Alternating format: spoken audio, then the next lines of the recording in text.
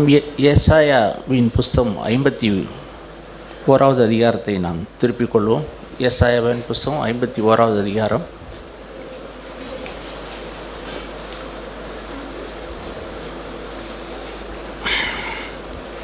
7வது வசனம். வாசிங்க சிஸ்டர், வாசிங்க. நீதியை அறிந்தவர்களே, என் வேதத்தை இருதயத்தில் பைத்துக்கிற ஜனங்களே, எனக்கு செவி கொடுங்கள். மனுஷரின் நிந்தனைக்கு பயப்படாமலும் அவர்கள் தூஷணங்களால் கலங்காமலும் இருங்கள். எனக்கு செவி கொடுங்கள், எனக்கு செவி கொடுங்கள். ஆண்டவருடைய இருதயத்தினுடைய கூக்குரலும் புலபோல என்னாச்சுன்னா, மனுஷனை சிருஷ்டித்த நாள் முதல் கொண்டு எனக்கு செவி கொடுங்க, எனக்கு செவி கொடுங்க. இதுதான் அவருடைய இருதயத்தில் உண்டான அவருடைய குமுறலும் நம் மீது குவித்த அன்பும். அவருடைய இருதயத்தில் பாரம் என்ன? எனக்கு செவி கொடுங்க, நான் சொல்கிறத கேளுங்க. ஆதி நாட்களில் ஆதாமுக்கு அவனுக்கு சொல்லுகிற செய்தி தான், எனக்கு செவி கொடுப்பா, நான் சொல்கிறத கேளுப்பா நான் சொல்லி அவனுக்கு சொன்னார். ஆனால் அவன் செவி சாய்த்தானான்னு கேட்டால் அவன் செவி சாய்க்கலை.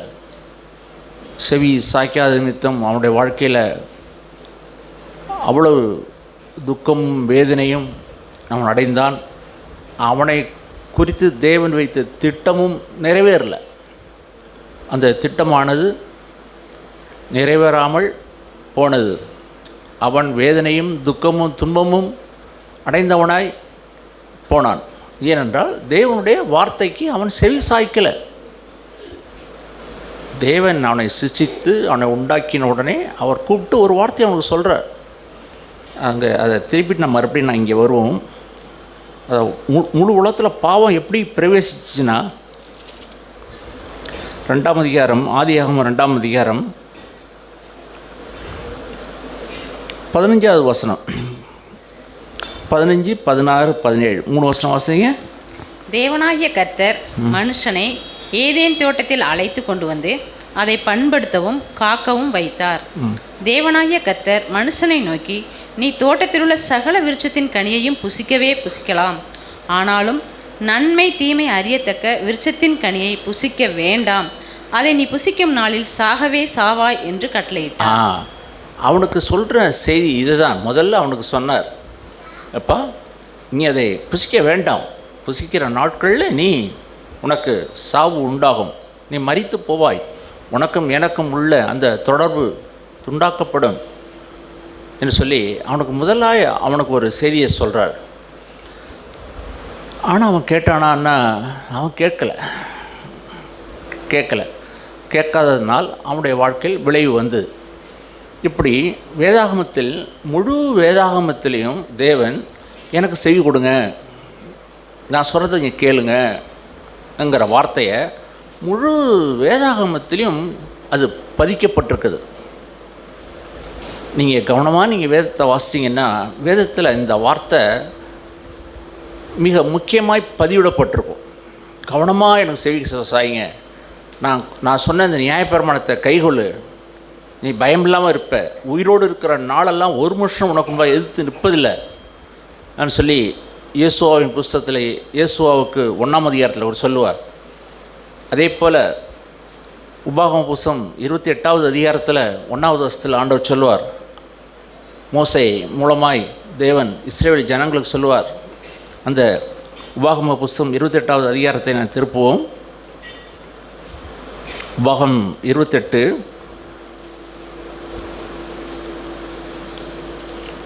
1வது வசனமும் 2வது வசனமும். இன்று நான் உனக்கு விதிக்கிற உன் தேவனாகிய கர்த்தருடைய கட்டளையின்படியெல்லாம் செய்ய நீ கவனமாய் இருக்கும்படிக்கு அவர் சத்தத்திற்கு உண்மையாய் செவிகொடுப்பாயானால் உன் தேவனாகிய கர்த்தர் பூமியில் உள்ள சகல ஜாதிகளிலும் உன்னை மேன்மையாக வைப்பார். 2வது வசனம். நீ உன் தேவனாகிய கர்த்தரின் சத்தத்துக்கு செவி கொடுக்கும் போதே இப்பொழுது சொல்லப்படும் ஆசீர்வாதங்களில் எல்லாம் உன்மேல் வந்து பலிக்கும். நீங்கள் வேணால் மறுபடியும் இந்த 28வது அதிகாரத்தை பூராவும் வாசிங்க. இதெல்லாம் இந்த பூமியிலே சொல்லப்படுகிற ஆசீர்வாதங்கள், பூமியில் உண்டான சகல ஆசீர்வாதங்களும் இதில் அடங்கும். ஆனால் இதுக்கு மேலே இந்த 2 வசனத்தில் என்ன சொல்லப்பட்டிருக்கா, என் சத்தத்திற்கு உண்மையாய் செவி கொடுக்குறல். பொய்யாய் செவி கொடுக்குறவள் வேறு உண்டு, உண்மையாய் செவி கொடுக்குறவர்களும் இந்த உலகத்தில் உண்டு. அதனால தான் இங்கே என்ன எழுதிருச்சுனாக்கா, அவர் சத்தத்திற்கு உண்மையாய் செவி கொடு. இங்கே உட்கார்ந்துருக்கிற நம்மிலும் பொய்யா செவி சாய்ச்சிட்டு வாசப்படியை தாண்டி போனோன்னு அப்படியே போயிட முடியும்.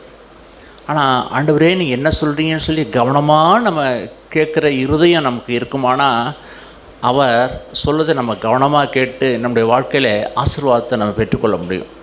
அதான் சொல்கிறார், அவர் சத்தத்துக்கு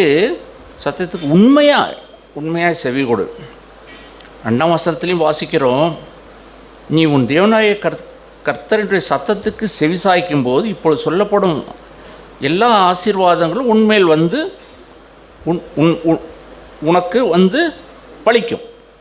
எல்லா ஆசீர்வாதம் இப்போல்லாம் இதெல்லாம் எதை குறிக்குதுன்னா, முதல்ல நான் சொல்கிற வார்த்தையை கவனமாக கேளு.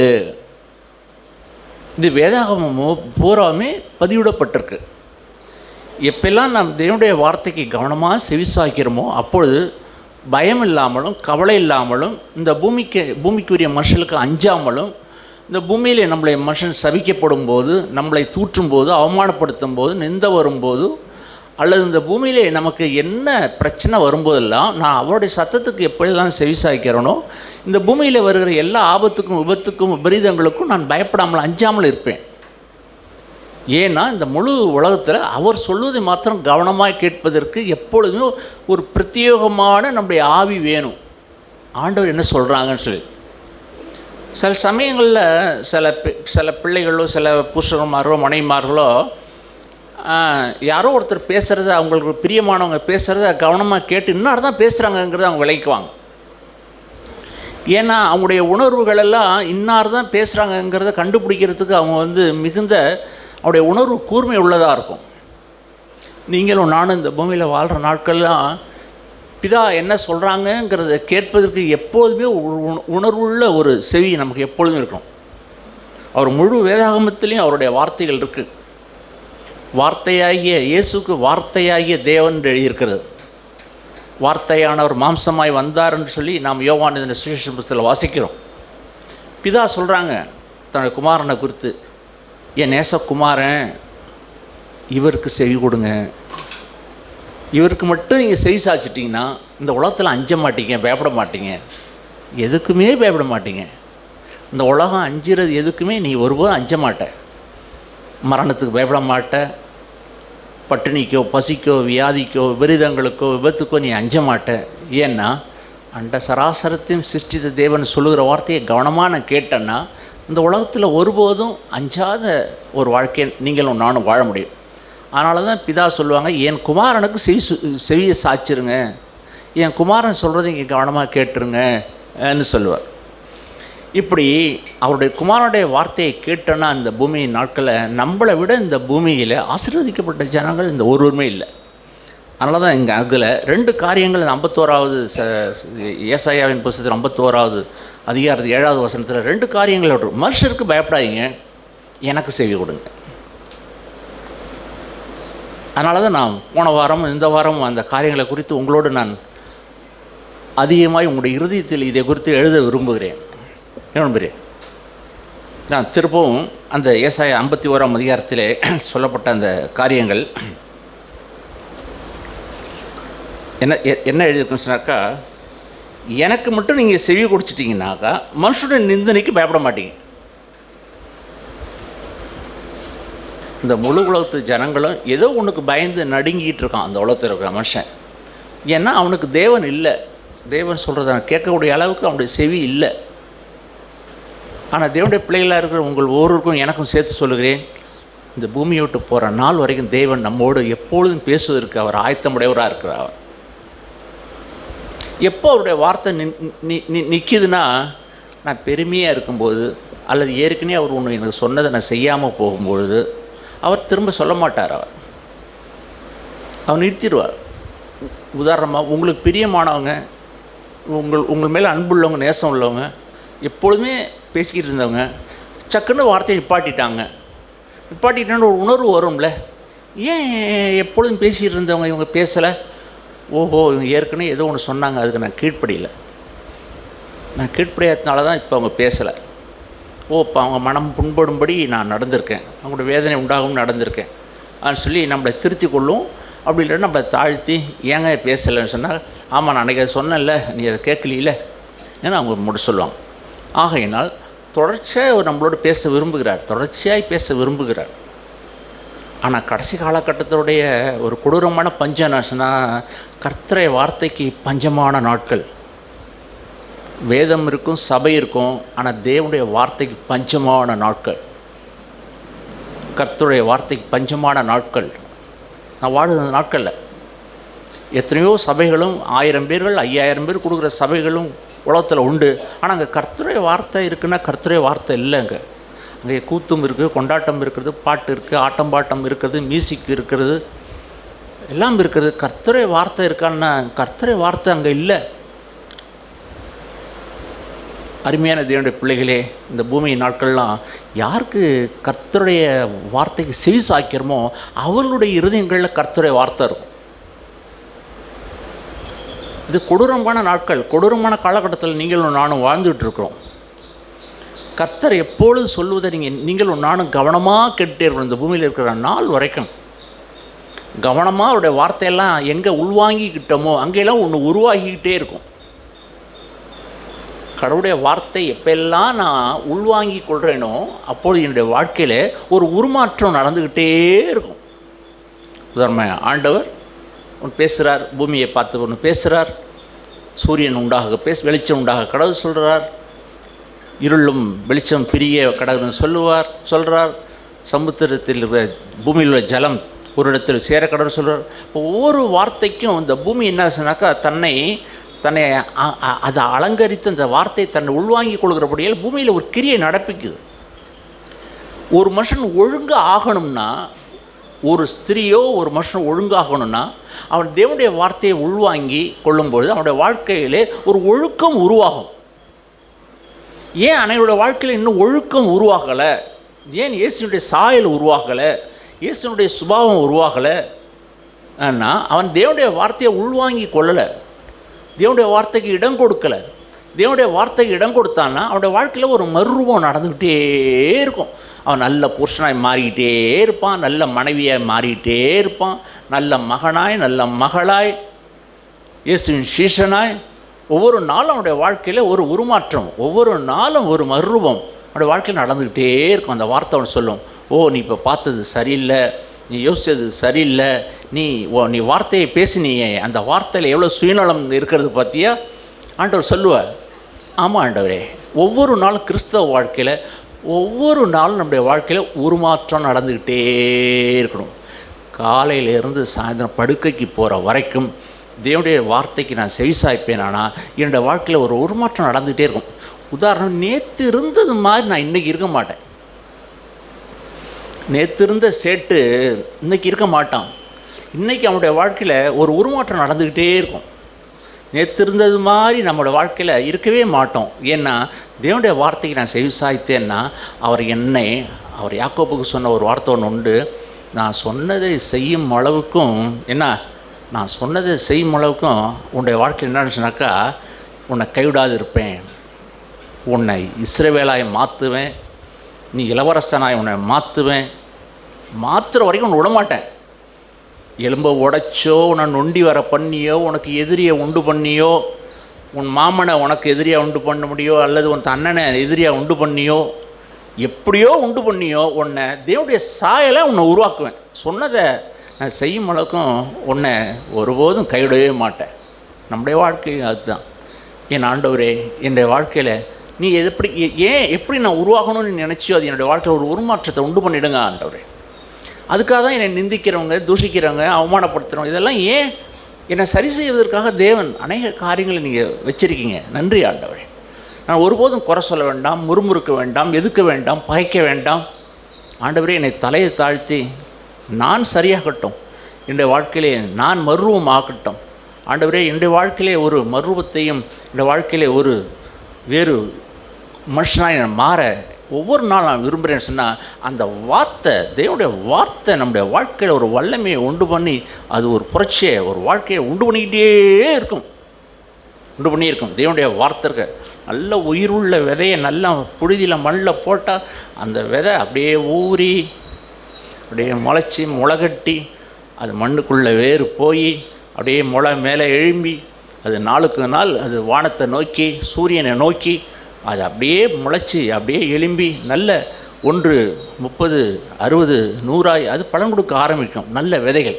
தேவனுடைய வார்த்தைக்கு நான் என்னுடைய இருதயத்தில் இடம் கொடுக்கப்படும் போது அது என்னுடைய வாழ்க்கையில் ஒரு கனி கொடுக்குற வாழ்க்கையை உண்டு பண்ணது. இடம் கொடுக்கும்போது பெரிய கிரியை நடப்பிக்கும். அப்படி இல்லாட்டின்னா என்னோடய வாழ்க்கையில் அந்த விதை மக்கி போயிட்டுனா என்ன ஆகும்?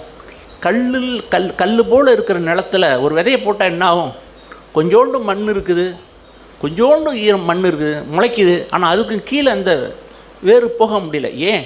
கல்லாக இருக்குது, இருதயம் கடினம் கொண்டதாக இருக்குது, கீழே வேறு போக முடியல. மேலே வெயில் வருது, இது முளைச்சி மேலே எழும்ப முடியல.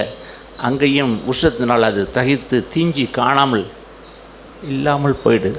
அருமையான தேவனுடைய பிள்ளைகளை, இந்த பூமி நாட்கள் எல்லாம் எந்த நோக்கத்துக்காக தேவன் நம்மளை இந்த பூமியில் அழைத்தாரோ, எதை நோக்கம் வைத்து சிருஷ்டித்தாங்களோ அதை நம்முடைய வாழ்க்கையில் செய்து முடிக்கணும். ஆகையினால் அவர் மனுஷனை சிருஷ்டிக்கும் போது எனக்கு செவி கொடு, நான் சொல்கிறதை கவனமாக கேள், இதுதான் அவர் சொல்லுகிற வார்த்தை. ஆனால் அவர் சொல்லுகிற காரியம் என்னன்னு சொன்னாக்கா, நிறைய இடங்களில் நான் சொல்கிறேன், ஆனால் அவங்க செவிட்டு விரியனை போல் இருக்கிறாங்க, கேட்க மனம் இல்லை. வாழ்க்கையில் நம்மளை பார்த்து அப்படி சொல்லவே கூடாது. ஆண்டவர் நம்மளை பார்த்து அப்படி சொல்லிடக்கூடாது. அவர் எவ்வளோ மெல்லிய குரலில் அவர் நமக்கு பேசினாலும் அவர் பேசுவதை கேட்பதற்கு ஒரு உணர்வுள்ள நமக்கு இருதயம் நமக்கு எப்பொழுதும் இந்த பூமியில் இருக்கணும். உதாரணமாக ஏசாயாவின் புஸ்தகத்தை நான் திருப்பிக் கொள்ள விரும்புகிறேன். ஏசாயாவின் புஸ்தகம் 36வது அதிகாரம். ஏசாயாவின் புஸ்தகம் 30.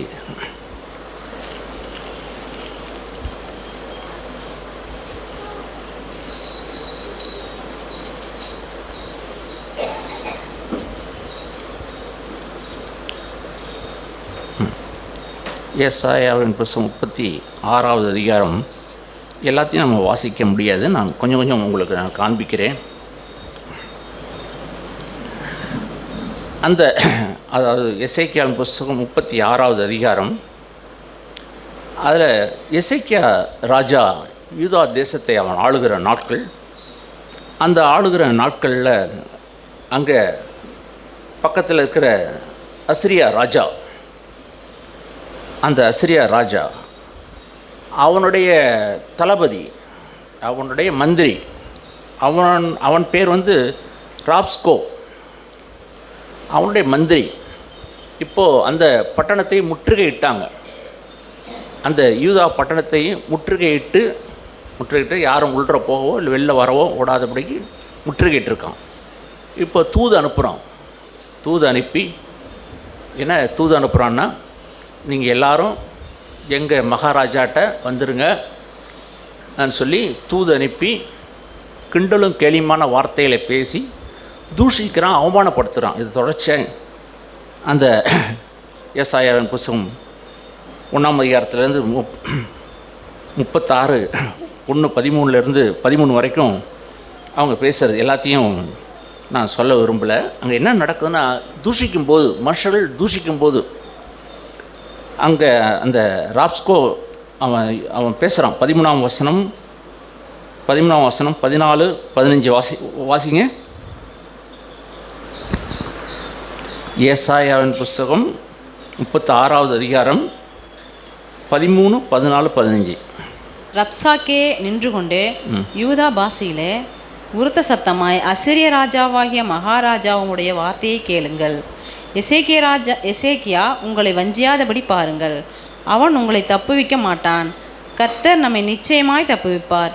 இந்த நகரம் அசிரியா ராஜாவின் கையில் ஒப்பு கொடுக்கப்படுவதில்லை என்று சொல்லி எசேக்கியா உங்களை கர்த்தரை நம்ப பண்ணுவான். அதற்கு இடங்கொடாதிருங்கள் என்று ராஜா சொல்கிறார். அவன் என்ன சொல்கிறான்னா, இந்த எசேக்கியா ராஜா ஆண்டவரை நம்புங்கன்னு சொல்லுவான், அதை நம்பாதீங்க.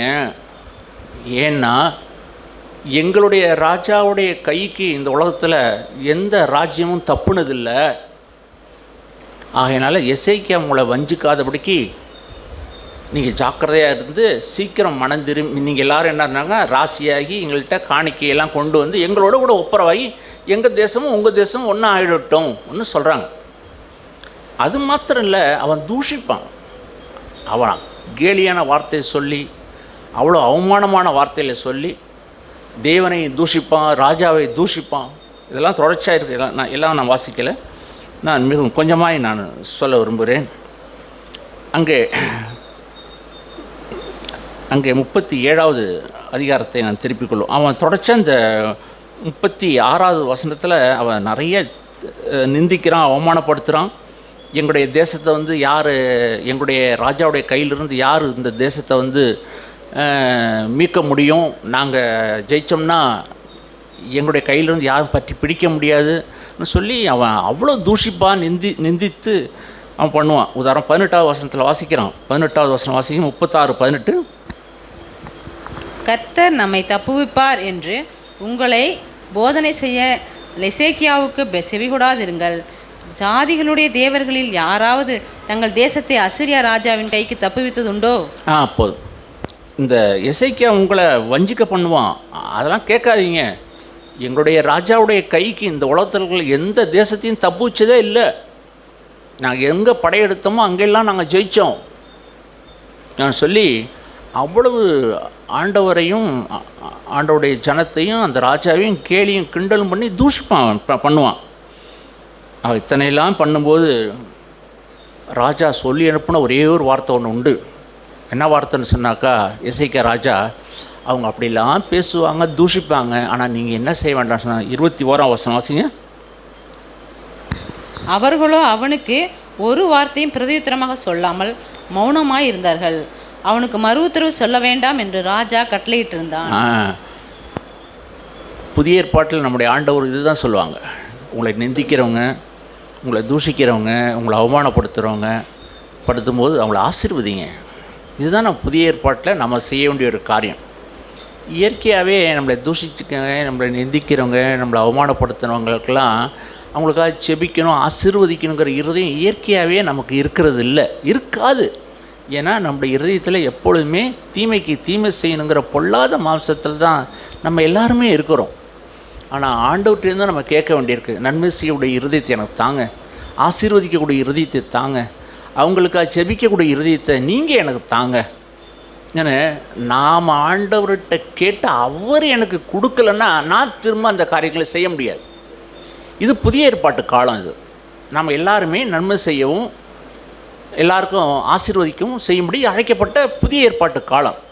ஆனால் ஆதி நாட்கள் பழைய ஏற்பாட்டு காலத்தில் அந்த சத்துருவாகிய அவர்கள் மனுஷர்கள் தான் அவர்களுக்கு சத்துரு. இப்போ நமக்கு சத்துரு யாருன்னா பிசாசு தான் நமக்கு சத்துரு. இந்த நாட்களில் பழைய ஏற்பாட்டு காலத்தில் வாழ்ந்த ஜனங்களுக்கு ஆடு மாடு வெள்ளி பொண்ணு இதுதான் உங்களுக்கு செல்வம்.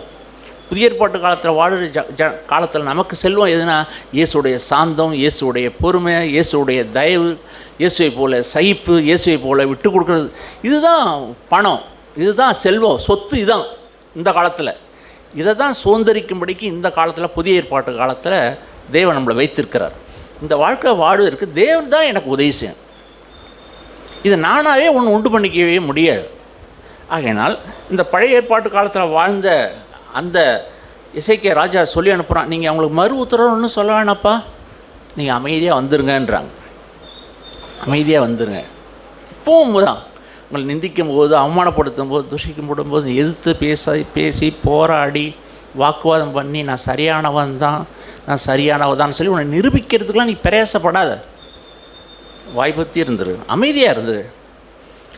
ஒரு சமயம் வரும்போது நன்மை செய்யக்கூடிய இருதயத்தை மாத்திரம் எனக்கு தாங்கன்னு சொல்லி ஜெபம் பண்ணிட்டு இங்கோட தொடர்ச்சி அங்கே வாசிக்கும். அவர்கள் அப்படி விட்டான். அவன் அப்படியே என்ன பண்ணான்னு சொன்னாக்கா, தேவனுடைய சமூகத்துக்கு போகிறான். அந்த நாட்களில் இருந்த எசேக்கியா ராஜா தன்னுடைய வஸ்திரங்களை கிழித்து கொண்டு 37ஆம் வசனத்தில் வாசிக்கிறோம். அந்த 1 முதல் 4 வரைக்கும் அவன் புலம்புறான், புலம்பி அழுது அவன் தவிக்கிறான், என்ன செய்கிறதுன்னு தெரியலேன்னு சொல்லி ஆண்டவருடைய சமூகத்துக்கும் ஆண்டவருடைய தீர்க்கதரிசிக்கும் அவன் போகிறான். இதுதான் ஞானமான ஒரு காரியம். எப்பெல்லாம் பிரச்சனை வருதோ அப்பெல்லாம் தேவனுடைய பிள்ளைகளிடத்துலையும் தேவனிடத்துலையும் போகிறது தான் நமக்கு சால சிறந்தது. நான் யுத்தி புத்தி என்னுடைய திறமையெல்லாம் கையாளக்கூடாது. நான் இங்கே வாசிக்கிறோம் 37வது அதிகாரம் 2வது வசனமும் 3வது வசனமும் வாசிங்க, 3, 4 வாசிங்க. 37வது அதிகாரம் 2, 3, 4. அரண்மனை விசாரிப்புக்காரனாகிய எலியாக்கீமையும் சம்பிரதாயாகிய செப்னாவையும் ஆசாரிகளின் மூப்பரையும் ஆமோத்சின் குமாரனாகிய ஏசாயா என்னும் தீர்க்கதரிசனிடத்திற்கு ரெட்டுடுத்தவனாகவும் அனுப்பினான். இவர்கள் அவனை நோக்கி, இந்த நாள் நெருக்கமும் கண்டிதமும் தூஷணமும் அனுபவிக்கிற நாள். பிள்ளை பேறு நோக்கியிருக்கிறது, பெறவோ பலன் இல்லை. வாசிங்க 4வது வசனமும். ஜீவனுள்ள தேவனை நிந்திக்கும்படி அசிரிய ராஜாவாகிய தன் ஆண்டவனால் அனுப்பப்பட்ட ரப்சாக்கே சொன்ன வார்த்தைகளை உமது தேவனாய கர்த்தர் கேட்சுகிறார். உமது தேவனாய கர்த்தர் கேட்சுகிற வார்த்தை நிமித்தம் தண்டனை செய்வார். ஆகையால் இன்னும் மீதியாக இருக்கிறவர்களுக்காக விண்ணப்பம் செய்வீராக என்று எசேக்கியா சொல்லச் சொன்னார் என்றார்கள். எசேக்கியா தீர்க்கதரிசிக்கும் தேவனுடைய சமூகத்தின்பாக சொல்லி அனுப்புகிறான். இப்படி என் ஜனங்க எங்களை அந்த அசிரியா நாட்டு ராஜாவும் அவனுடைய தளபதியும் எங்களை இப்படி தூஷிக்கிறான், நிந்திக்கிறான், அவமானப்படுத்துகிறான். பிள்ளை பெறணும், பிள்ளை பெறவோ எங்களுக்கு பலன் இல்லை. இது கண்டிதமான நாள், என்ன பண்ணுறதுன்னு எங்களுக்கு தெரியல. இதெல்லாம் இதே மாதிரி சில நாட்கள் நமக்கு இருக்கும், நம்ம எல்லாருமே அனுபவிச்சிருப்போம். கண்டிப்பாக இனிமே ஆண்டவரே என்ன செய்யறதுன்னு தெரியல, ஆண்டவரே இந்த பிரச்சனை என்ன பண்ணுறதுன்னு சொல்லி தவிச்சிருப்போம். ஆண்டவர் அதிசயமான முறையில் அந்த பிரச்சனையை கையாண்டு ஒரு அதிசயமான தீர்வை தேவன் அன்னைக்கும் இன்றைக்கும் நாளைக்கும் செய்வதில் சர்வ வல்லவர் நம்முடைய ஆண்டவர். அவன் அப்படியே சொல்கிறான், கேட்குறா, அவன் போய் சொல்லிட்டான். சொன்னோடனே 6ஆம் வசனத்தில் வாசிக்கிறோம். 6ஆம் வசனம் வாசிங்க. அப்பொழுது ஏசாயா அவர்களை நோக்கி, அசிரிய ராஜாவின் ஊழியக்காரர் என்னை தூஷித்ததும் நீர் கேட்டதுமான வார்த்தைகளினாலே பயப்படாதேயும். தூஷித்ததும் உன்னை நிந்தித்ததும் உன்னை அவமானப்படுத்தின வார்த்தைகளை கேட்டு நீ பயப்படாத. அவன் சொன்னதெல்லாம் உண்மைதான். போன இடம்லாம் ஜெயம் பெற்றதெல்லாம் உண்மைதான். எல்லா இடத்துலையும் ஜெயிச்சதெல்லாம் உண்மைதான். எல்லா ராஜாக்களையும் ஜெயிச்சதெல்லாம் உண்மைதான். எல்லா தேவர்களையும் நெருப்பில் சுட்டு எரித்ததெல்லாம் உண்மைதான். ஆனால் இங்கே அது செய்ய முடியாது. எங்கே? இந்த யூதாவிலே எசேக்கியா ராஜாவை ஆடுகிற இந்த நேரத்தில் ஒன்றும் பண்ண முடியாது. அதை தான் நான் சொல்ல விரும்புகிறேன். உங்களை தூஷிக்கிற மனுஷன், உங்களை நிந்திக்கிற மனுஷனுக்கு அவனுக்கு நீ பயப்பட வேண்டாம். இங்கே தேவன் அங்கே நின்று தேவன் அதிசயங்களை செய்கிறாங்க. பார்க்குறோம். இப்படி அவன் பாளையம் இறங்கியிருக்கான் தேசத்தில். அவன் யுத்தத்துக்குள்ளே சொல்லி அனுப்புகிறான், நீங்களாம் வர்றீங்களா இல்லை நானும் வந்து கொள்ளையடிச்சிட்டு போட்டுமாலாம் வந்து நிற்கிறான். அவன் வாசிக்கிறார், இதோ நான் ஒரு ஆவியை அனுப்புவேன். அதான் வாசிக்கிறோம். இதோ அவன் ஒரு செய்தியை கேட்டு தன் தேசத்துக்கு திரும்புவதற்கான ஆவியை நான் அவனுக்குள் அனுப்பி அவனை அவன் தேசத்திலே பட்டயத்தால் விழப்பண்ணுவேன் என்று கர்த்தர் உரைக்கிறார் என்பதை உங்கள் ஆண்டவரிடத்தில் போய் சொல்லுங்கள் என்று சொல்லி ஏசாயா தீர்க்கதரிசி சொல்கிறார். அவன் வந்து நிற்கிறான், உங்களை சூழ பாளையம் இறங்கி நிற்கிறான், உங்களை கொல்லவும் அழிப்பவும் நிற்கிறான். இப்போ நான் ஒரு செய்தியை சொல்லி அனுப்புவோன்னு சொல்லி ஒரு செய்தி அவனுக்கு வருது. என்ன செய்தினா, ராஜாவே, அசிரியா ராஜாவே, உம்முடைய நாட்டில் பக்கத்தில் இருக்கிற நாட்டில் யுத்தம் பண்ண வந்திருக்கிறான் அப்படின்னு ஒரு செய்தி அவனுக்கு சொல்லப்படுது. சொன்ன உடனே இவன் வந்த வேலையை விட்டுட்டு நான் அங்கே போகிறான். ஆனால் போகும்போது ஒரு லெட்டரை ஒன்று எழுதுகிறான். லெட்டரை எழுதி இதை கொண்டு போய் எசேக்கியா ராஜாக்கிட்ட இந்த லெட்டரை கொடுங்க அப்படின்னு சொல்லி ஒரு லெட்டரை அனுப்புகிறான். நான் போகிறேன், நீங்கள் பொறுமையாக வாசிங்க உங்கள் வீடுகள், நான் போகிறேன், எங்கள் கைக்கு நீ தப்புச்சுன்னு நினைக்கிறியா? தப்பிக்க முடியாது, ஜாக்கிரதை, நான் திரும்பி வருவோம் வந்து ஒன்றும் இல்லாமல் பண்ணிவிடுவோம் அப்படின்னு சொல்லி ஒரு பெரிய லெட்டரை எழுதி லெட்டரை எசேக்கியா ராஜாட்ட ஒரு லெட்டரை கொடுத்து அனுப்புவோம். மிரட்டி தூஷித்து கிண்டல் பண்ணி கேலி பண்ணி லெட்டரை கொடுத்து அவன் அனுப்புகிறான். அங்கே அதெல்லாம் நாங்கள் வாசிக்கிறோம். ஆனால் அவன் அந்த லெட்டரை எடுத்துகிட்டு போய் அது 14ஆம் வசனத்தில் வாசிக்கிறோம். வாசிங்க. 37:14. எசேக்கியா ஸ்தானாதிபதிகளின் கையில் இருந்த நிருபத்தை வாங்கி வாசித்தான். பின்பு எசேக்கியா கர்த்தருடைய ஆலயத்திற்கு போய் அதை கர்த்தருக்கு முன்பாக விரித்து கர்த்தரை நோக்கி, சேனைகளின் கர்த்தாவே, கேருபீன்கள் மத்தியில் வாசம் பண்ணுகிற இஸ்ரவேலின் தேவனே, நீர் ஒருவரே பூமியின் ராஜ்யங்களுக்கெல்லாம் தேவனானவர். போதும். அவன் எழுதி கொடுத்த லெட்டரை ஆண்டவருடைய சமூகத்து முன்பாக விரித்து வாசித்து ஆண்டவருக்கு முன்பாக வாசிக்கிறான். இப்படி எங்களை கேலி பண்ணான், இப்படி எங்களை தூஷிக்கிறான், எங்களை இப்படி அவமானப்படுத்துகிறானே ஆண்டவரேன்னு சொல்லி அந்த லெட்டரை ஆண்டவருடைய சமூகத்துக்கு முன்பாக விரித்து அவன் அழுது புலம்புகிறான். அங்கே தேவன் அவனுக்கு பதில் சொல்கிறார். நீங்கள் எங்களை ரட்சியும் என்ன பண்ணுறேன்னு சொல்லி காரியங்களை சொல்லி அனுப்பும்போது ஆண்டவர் சொல்கிறார், நீ பயப்படாத, நீங்கள் கவலைப்படாதீங்க, நான் ஒரு மனுஷரை அனுப்புவேன். வாசிக்க தொடர்ந்து இங்கே வார்த்தைகள் இருக்குது, எல்லாத்தையும் நான் சொல்லலை, கொஞ்சமாக நான் சொல்கிறேன். 29வது வசனம் வாசிங்க. அதாவது 37, 29. நீ எனக்கு விரோதமாக கொந்தளித்து வீரியம் பேசினது என் செவிகளில் ஏறினபடினாலே நான் என் துரட்டை உன் மூக்கிலும் என் கடிவாளத்தை உன் வாயிலும் போட்டு நீ வந்த வழியே உன்னை திரும்ப பண்ணுவேன். நான் என்ன பண்ணுவேன் தெரியுமா? நான் உனக்கு மூக்குக்கு கயிறு போட்டு, துரட்டினாலும் கயிறு போட்டு, உன்னை எந்த வழியாக வந்தியோ அந்த வழியாக திரும்பி போக பண்ணுவேன் என்று சொல்லி ஆண்டவர் தீர்க்கதரிசி மூலமாய் எசேக்கியா ராஜாவுக்கு செய்தியை போய் சொல்கிறார். பயப்படாத, அவன் உன்னை தூஷித்தான், நிந்தித்தான், என்ன பேசினால, நான் அவனுக்கு மூக்கை குத்தி அவனை கொண்டு போவேன், கவலைப்படாத சொல்லிட்டு. ஆனால் கொஞ்சம் பேர் இருப்பாங்க, எப்பொழுதுமே கொஞ்சம் பேர் இந்த பூமியில் எனக்காக வாடுகிற ஜனங்கள், கொஞ்சோண்டு ஜனங்கள் எப்பொழுதும் இருப்பாங்க. அந்த நாட்களில் யூதேயாவில் ஒரு 3/4 பங்கு ஜனங்கள் அந்த அந்நிய நாட்டு ராஜா பக்கம் சார்ந்திருப்பாங்களோ என்னமோ நான் எண்ணுகிறேன். ஆனால் கொஞ்சம் ஜனங்கள் வைராக்கியமுடைய ஜனங்கள் இருப்பாங்க. அதனால தான் நம்ம வாசிக்கிறோம். 32வது வசனத்தில் வாசிக்கிறோம். 32வது வசனம்.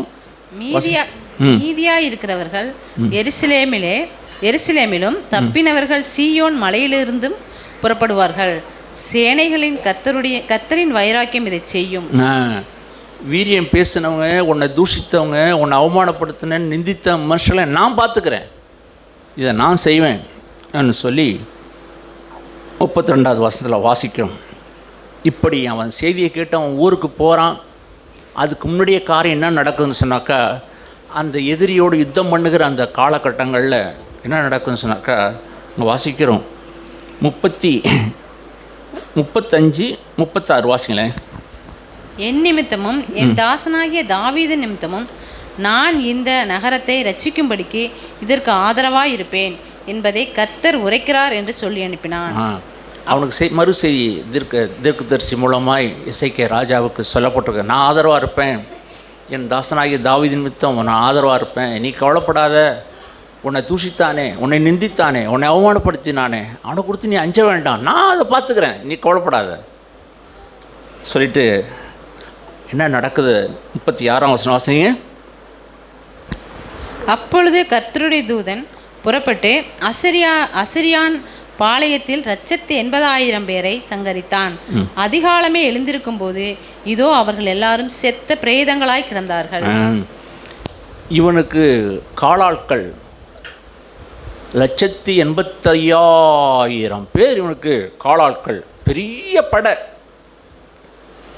ஏன்னா இந்த ராஜா யார் மேல் நம்பிக்கை வைத்திருந்தான்னா, மாம்சமாகிய இந்த புயப்பழத்தின் மேல் அவன் நம்பிக்கை வைத்திருந்தான். அவன் தூஷித்ததும் நிந்தித்ததும் அவமானப்படுத்துனதெல்லாம் எதிர்மித்தனா, எனக்கு இவ்வளோ படையாட்கள் இருக்கிறாங்கங்கிறத வைத்து தான் அவன் யூதா ராஜாவுக்கு எசேக்கியாவுக்கு சொல்லி அனுப்புகிறான் செய்தியை. நாங்கள் என்ன பண்ணுவோம் தெரியுமான்னு சொல்கிறான். இந்த மாம்சமாகிய இந்த புயப்பழத்தின் மேலே தானே நம்பிக்கையாக இருக்கிற, மாம்சத்துக்கு நாசிலே சுவாசத்தை யார் வைத்திருக்கிறா? ஆண்டவர் சொல்கிறாங்க, நான் வைத்திருக்கிறேன் அவனுக்கு நாசிலே சுவாசத்தை. நம்ம வாசிக்கிறோம். 185,000 பேர். பொழுது ஒடிஞ்சு பார்க்குறான், எல்லாம் பிரேதமாக கிடக்கு. ராத்திரி வரைக்கும் அம்புகளையும் ஈட்டிகளையும் வில்லுகளையும் வைத்திருந்தான், கேடகத்தை வைத்திருந்தான். அங்கே கவசங்களும் தலையிலே தலைச்சீராக்களையும் வைத்திருந்த மனுஷன் பொழுது விடிந்து எல்லாமே பார்த்தா பிரேதங்களாய் கிடக்கிறது. அதை கண்டு அதிர்ந்து போகிறான்.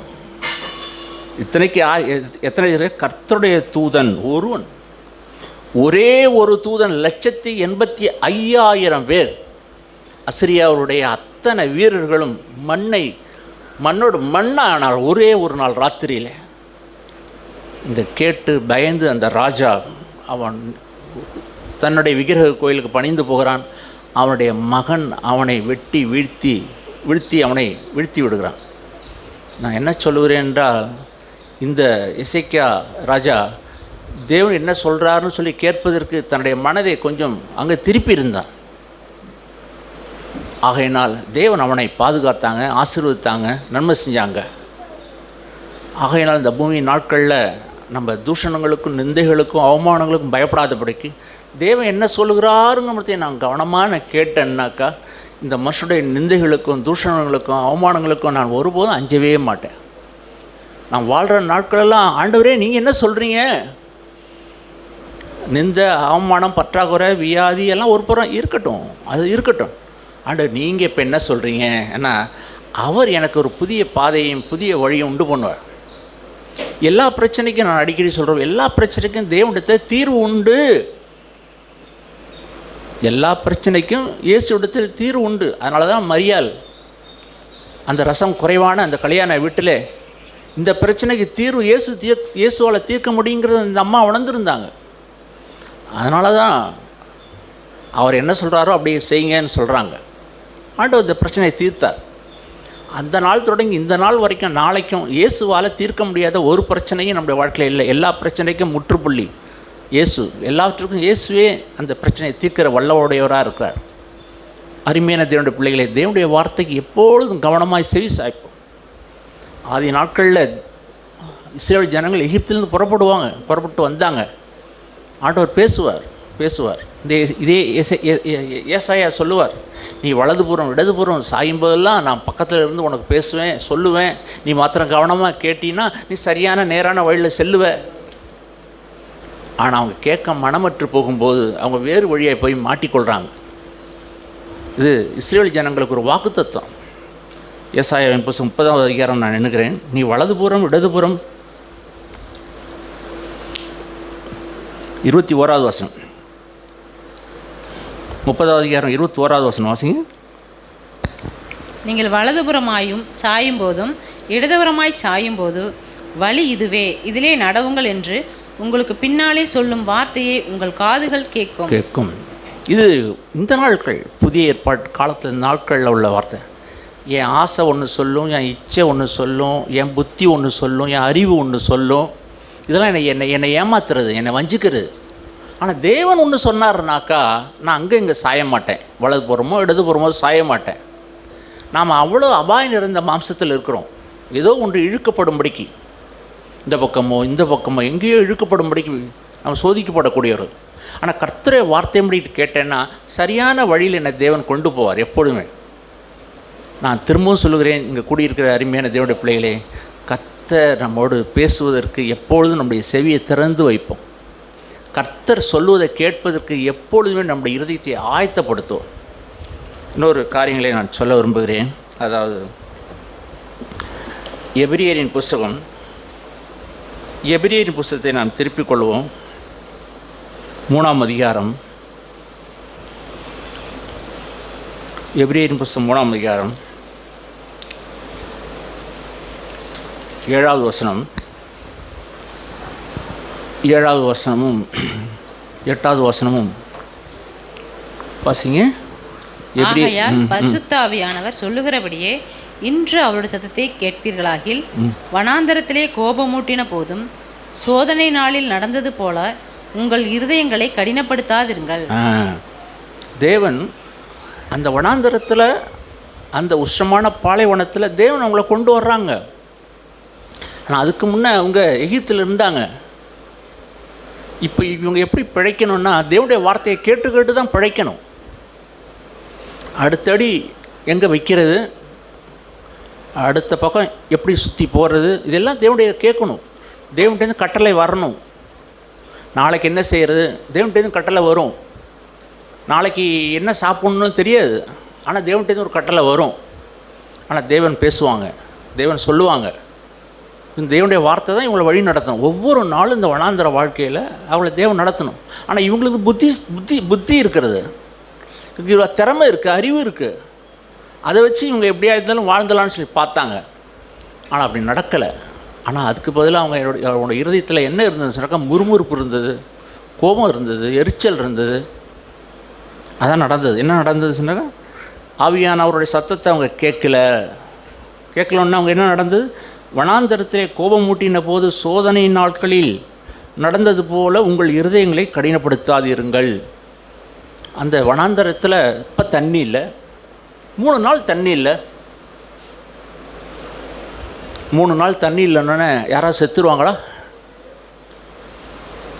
தேவன் தன்னுடைய பிள்ளையை பாதுகாக்கிறது போல் அவங்கள பாதுகாக்கிறவர் நம்முடைய தகப்பன். எக்கட்டாலும் கெட்டு போட்டு விடுறவர் அல்ல. தாயானவள் தன் பிள்ளையை மறந்தாலும் நான் உன்னை மறப்பேனோ, நான் மறக்க மாட்டேன்.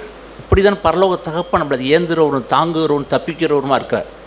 பிசாசாகிய பொய்யன் சொல்லுவான், தேவன் உன்னை கைவிட்டார், தேவனை மறந்தார். இன்னும் பிசாசு சொல்லுவான், இல்லை இல்லை இல்லை, என் மேல் அவர் கண் நோக்கமாக இருக்கிறார். நாளைக்கு இருக்க என்ன தேவை, என்னை தூஷிக்கிறாங்கன்னு நிந்திக்கிறாங்க, என்ற பத்தாக்குறை இருக்குது, இப்படி இருக்குது, நிலைமை இப்படி இருக்குது, என்ன செய்ய, நான் பார்த்துக்கேன் மகனே மகளே, நான் சொல்லுறது மட்டும் கவனமாக நீ கேள். அதுக்கு பதிலாக என் இருதயத்தை கடினப்படுத்துவேன். ஆனால் வாழ்க்கை வேறு விதமாய் மாறிடும். 3 நாள் தண்ணி இல்லை, முறுமுறுக்க ஆரம்பிச்சிட்டாங்க, அவங்களோட வாழ்க்கையில் குறை சொல்ல ஆரம்பிச்சிட்டாங்க. இதுதான் அங்கே நடந்தது காரியம். ஆனால் என்ன நடக்குதுன்னாக்கா, இப்போ மோசே தேவனை நோக்கி கூப்பிட்றாங்க, ஆண்டவரே என்ன செய்ய என்று சொல்லும்போது அந்த அதிகாரத்தை நான் திருப்பிக் கொள்ள விரும்புகிறேன். அதாவது யாத்ராகம புஸ்தகம் 15வது அதிகாரம். இந்த பக்கம் அப்படியே இருக்கட்டும், திரும்ப இதுக்கு வருவோம். யாத்ராகம புஸ்தகம் 15வது அதிகாரம், யாத்ராகம் 15:22. யாத்ராகம புஸ்தகம் 15வது அதிகாரம் 22 வாசிங்க. பக்கம் 89, பழைய ஏற்பாட்டு. பின்பு மோசே இஸ்ரவேல் ஜனங்களை சிவந்த சமுத்திரத்திலிருந்து பிரயாணப்படுத்தினான். அவர்கள் சூர் வனாந்தரத்துக்கு புறப்பட்டு போய் 3 நாள் வனாந்தரத்தில் தண்ணீர் கிடையாமல் நடந்தார்கள். ஆகையால் மாராவிலே வந்தபோது மாராவின் தண்ணீர் கசப்பாய் இருந்ததினால் அதை குடிக்க அவர்களுக்கு கூடாதிருந்தது. அதனால் அவ்விடத்திற்கு மாறா என்று பெயரிடப்பட்டது.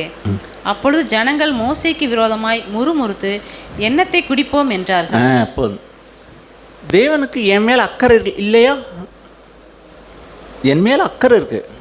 ஆனால் என்னுடைய இருதயம் எப்படி இருக்குங்கிறத தேவன் பரிசோதித்து அறிகிறாங்க. 3 நாள் பரிசோதிக்கிறாங்க. நம்ம அநேக சமயங்களில் ஒன்றை மறந்துடுறோம். தேவன் என்னை பரிசோதித்து அறிகிறாரு. பணமும் சில்லறையும் வசதியும் வாய்ப்பு இருக்கும்போது தேவன் என்னை நேசிக்கிறாருங்கிற எண்ணம் வந்துடுது. ஆனால் பைசா இல்லை, இப்போது வியாதி எல்லாம் கைவிட்டது போல் ஒரு உணர்வு இருக்குது. இப்போது எங்கே பார்த்தாலும் எல்லா வாசலும் அடைக்கப்பட்டது போல் ஒரு சூழ்நிலை தோணுது. அப்போ நீங்கள் என்ன செய்ய போகிறீங்க? இப்போ தான் தேவனை துதித்து ஆராதிக்க வேண்டிய நேரம். அதுக்கு பதிலாக முறுமுறுக்கலாமா? அந்த ஜனங்கள் முறுமுறுக்க ஆரம்பிக்கிறார். பார்க்குறோம் அவர்கள் என்ன செய்தார்கள். அந்த ஜனங்கள் முறுமுறுக்கிறாங்க. அந்த ஜனங்கள் 24ஆம் வசனம் வாசிக்கிறோம், வாசிங்க. அப்பொழுது ஜனங்கள் மோசேக்கு விரோதமாய் முறுமுறுத்து எண்ணத்தை குடிப்போம் என்றார்கள். எண்ணத்தை குடிப்போம். ஆண்டவர் சொல்கிறார் புதிய ஏற்பாட்டில், எண்ணத்தை குடிப்போம், எண்ணத்தை உண்போம் என்று உங்கள் ஜீவனுக்காக என்ன செய்ய வேண்டாம். மீதியை நீங்களே சொல்லுங்களேன். என்ன செய்ய வேண்டாம்? என்ன செய்ய வேண்டாம்? ஏன்னா உங்களுக்கு ஒரு அப்பா உண்டு. நல்ல செய்தி, உங்களுக்கு ஒரு அப்பா உண்டு.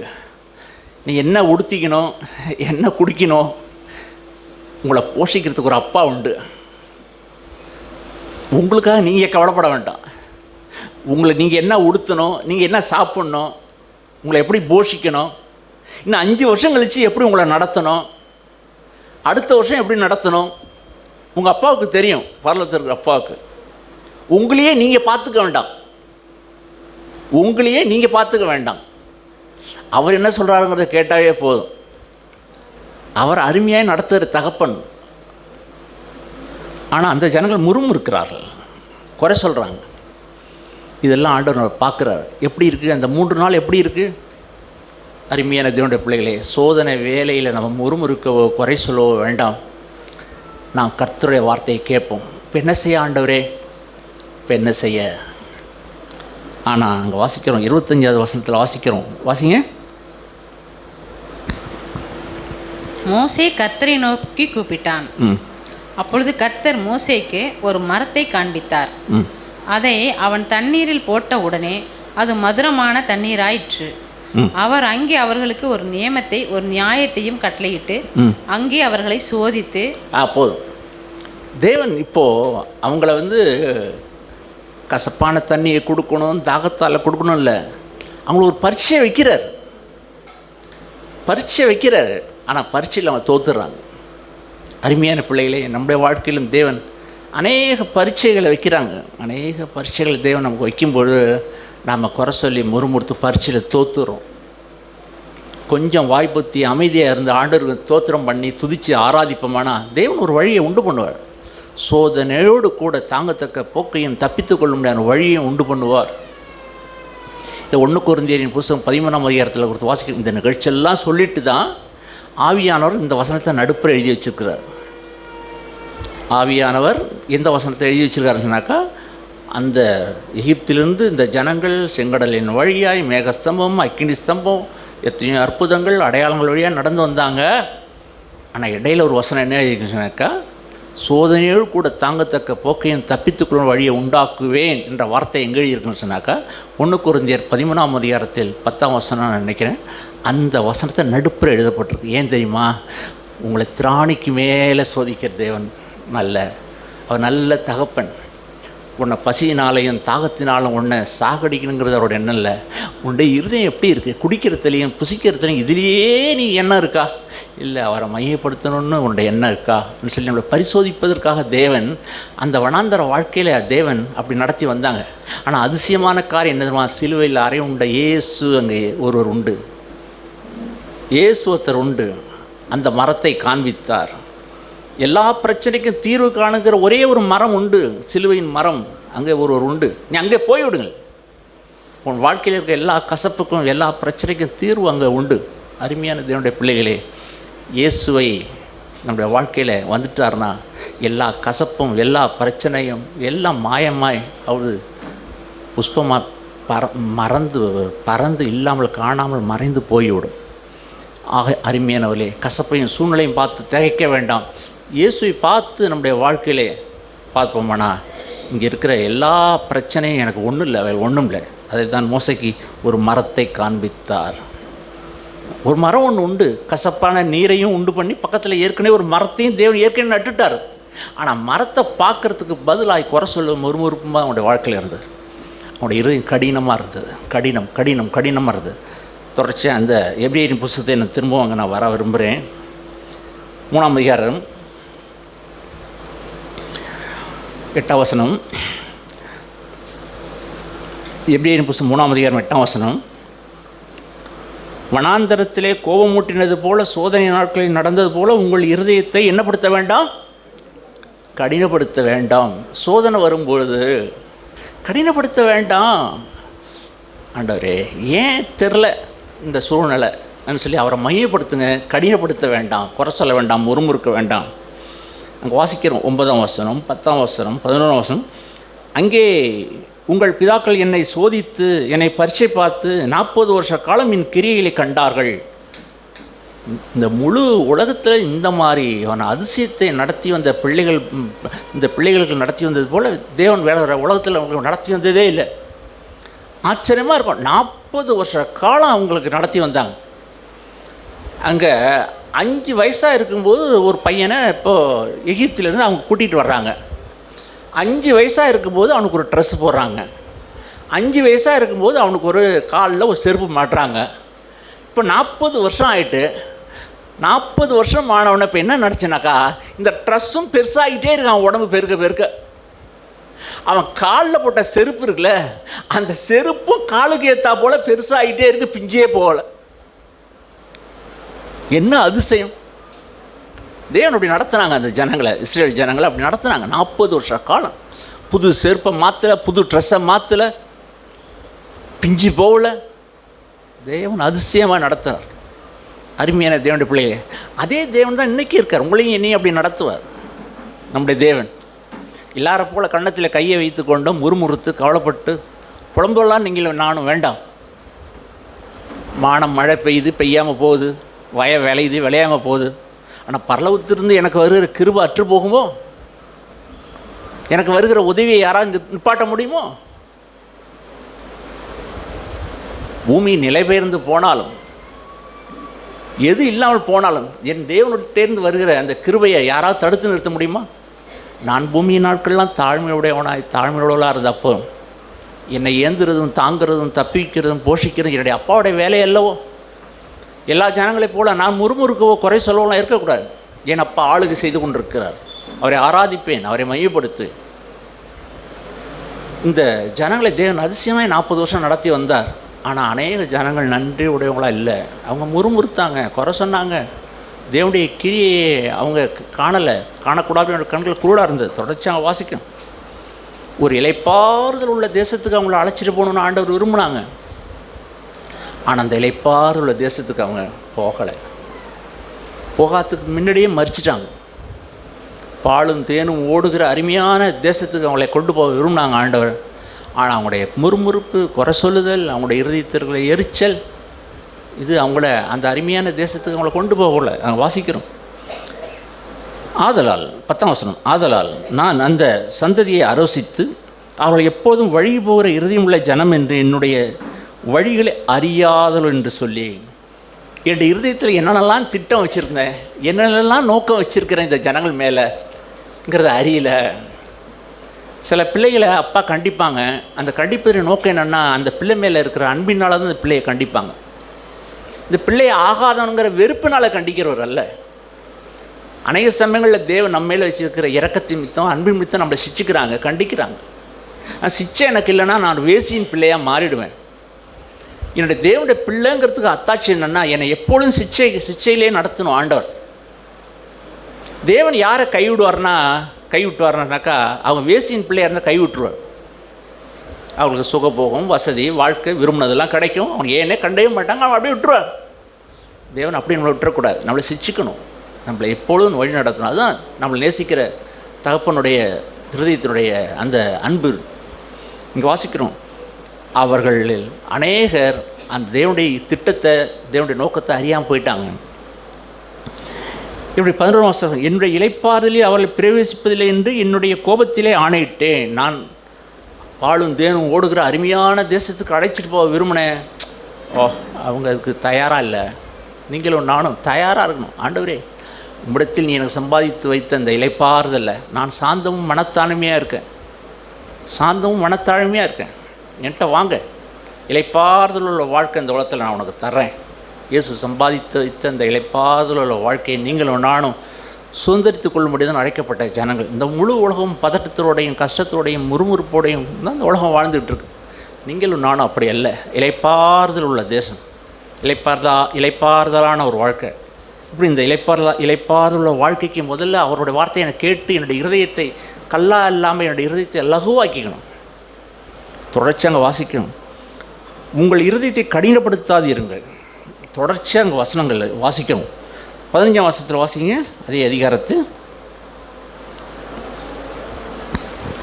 இன்று அவருடைய சத்தத்தை கேட்பீர்களாகில் கோபமூட்டுதலில் நடந்தது போல உங்கள் இருதயங்களை கடினப்படுத்தாதிருங்கள் என்று சொல்லியிருக்கிறதே. அப்போது இந்த ஜனங்களுடைய இருதயம் கடினப்பட்டு எப்பொழுது சந்தேகம் முறுமுறுப்பு. அதனால் தேவனுடைய இளைப்பாறுதலுக்குள்ளே பிரவேசிக்க முடியல, கடினப்பட்டுக்கிட்டு. அன்னையோட வாழ்க்கையில் ஏன் ஆசீர்வாதத்தை சுதந்திரத்துக்க முடியல தெரியுமா? அவங்களுடைய இருதயம் அவிசுவாசம், அவங்களுடைய இருதயம் கல்லாக இருக்குது. குறை சொல்கிறது, முறுமுறுப்பு. அவங்களுடைய இருதயம் கடினமாக இருக்குது. தேவன் சொன்னதை கேட்க அவங்களுக்கு மனம் இல்லை.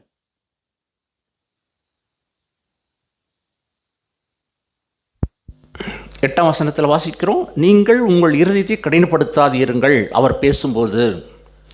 அதே போல் 15ஆம் வசனத்தில் அவர் பேசும்போது உங்களுடைய இருதயத்தை கடினப்படுத்தாதீருங்கள். 15ஆம் வசனம், அதே மாதிரி 4ஆம் அதிகாரத்தில் 17வது வசனத்தில் அவருடைய சத்தத்தை அவர் பேசும்பொழுது உங்களுடைய இருதயங்களை என்ன செஞ்சிடாதீங்க, கடினப்படுத்தாதீங்க. ஏன்னா நம்முடைய இருதயத்தை கடினப்படுத்துவோம்னா இளைப்பாறுள்ள வாழ்க்கை எனக்கு இல்லை. என்னுடைய இருதயத்தை எப்பொழுதெல்லாம் நான் லெகுவாக்கி நொறுங்குண்டதும் நறுங்குண்டதுமாய் என் இருதயத்தை எப்பொழுதெல்லாம் என்னை தாழ்த்துறனோ அப்பொழுது தேவன் இளைப்பாறுதல் உள்ள தேசம், இளைப்பாறுதல் உள்ள வாழ்க்கை தேவன் நம்மை நடத்தி செல்வார். அருமையான தேவனுடைய பிள்ளைகளே, இந்த பூமியின் நாட்களெல்லாம் அவருடைய சத்தத்தை கவனமாய் நான் கேட்பதற்கு எப்பொழுதும் என்னுடைய செவியை நான் அவர் பக்கம் திருப்பி வைத்திருக்க வேண்டும். சில மிருகங்களை நான் பார்த்துருக்கேன். சில மிருகங்கள் காட்டில் சில சத்தங்கள் வரும்போது இந்த காதை மிருகங்கள் இப்படி திருப்பும், சில மிருகங்கள் காது இப்படி திருப்பும், சில மிருகங்கள் இப்படி திருப்பும். நான் கவனிச்சிருக்கேன். சில மான்கள் காட்டில் மேயும் போது சில மிருகங்கள் காதை வந்து இப்படி திருப்பும். எங்கே அபாய தொழி வருங்கிறது அது அப்படியே காதால் கேட்கும். நீங்கள் எத்தனை பேர் கவனிச்சிங்கன்னு எனக்கு தெரில. சில மிருகங்கள் காதை இப்படி திருப்பும், மெஞ்சிட்டே இருக்கும்போது இப்படி திருப்பும். நீங்களும் நானும் நான் வாழுகிற நாட்களில் அவர் பேசும்போது என் காதை திருப்பி, ஆண்டவரே நீங்கள் என்ன சொல்கிறீங்க நான் கேட்கட்டும். நான் கடினம் உள்ள இருதயம், ஆண்டவரே எனக்கு லகுவான இருதயம் இருக்கட்டும். வாழ்கிற நாட்களெல்லாம் ஒரு பயம் இல்லாத, முறுமுறுக்காத, கவலை இல்லாத ஒரு இளைப்பாறுதல் உள்ள ஒரு வாழ்க்கை, பாலும் தேனும் ஓடுகிற வாழ்க்கை இந்த பூமியிலேயே. ஏன்னா இந்த பூமி நாட்டில் யாரோடைய வார்த்தையை கேட்டு கீழ்ப்படுகிற அவ்வளோதான் இந்த வாழ்க்கையை அனுபவிக்க முடியும். வருகிற நாட்களில் நீங்களும் நானும் அருமையானவர்களே இந்த பூமியிலே இளைப்பாறுதல் நிறைந்த வாழ்க்கை, பயப்படாத வாழ்க்கை, கவலைப்படாத வாழ்க்கை, தூஷணங்களுக்கும் அவமானங்களுக்கும் நிந்தைக்கும் பயப்படாத ஒரு வாழ்க்கை வாழ தேவன் நம்ம ஒருவருக்கும் அனுகிரகம் பண்ணுவாராக. ஒரு விஷயம் கண்களை மூடவும். பரலோக தகப்பனே, இந்த நாளுக்காக நாங்கள் நன்றி செலுத்துகிறோம். எங்களுடைய இருதயங்களை ஒருபோதும் கடினப்படுத்த வேண்டாம். உங்களுடைய வார்த்தைகளுக்கு எப்பொழுதும் எங்களுடைய இருதயம் ஏற்றுக்கொள்வதற்கு ஆயத்தமாக இருக்கட்டும். சோதனை வேலையிலே நாங்கள் ஒருபோதும் முறுமுறுக்க வேண்டாம். எனக்கும் எங்களுக்கும் உதவி செய்யுங்க. இயேசு கிறிஸ்து மூலம் ஜெபிக்கிறோம் நல்ல பிதாவே, ஆமென். தேவன் நமது ஒரு தகப்பன். அப்படி இருக்கும்போது தகப்பனுக்கும் ஒரு பிள்ளைக்கு ஒரு உரையாடல் எப்போதுமே இருக்கும். தகப்பன் சில புத்திமதிகளை, சில அறிவுறுத்தலை, சில ஆலோசனைகளை பிள்ளைகளுக்கு எப்போதும் வழங்குவது உண்டு. அதுபோல் நமது பரலோக தகப்பனும் நமக்கு தமது ஆலோசனைகளை, தமது வார்த்தைகளை, வசனங்களை, எச்சரிப்புகளை, சில நம்மளை கண்டித்து உணர்த்தி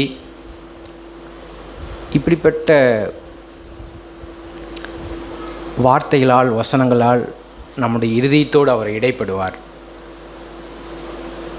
அதை நம்ம எப்போதும் கேட்கணும். 2 வகையான வார்த்தைகள் உண்டு.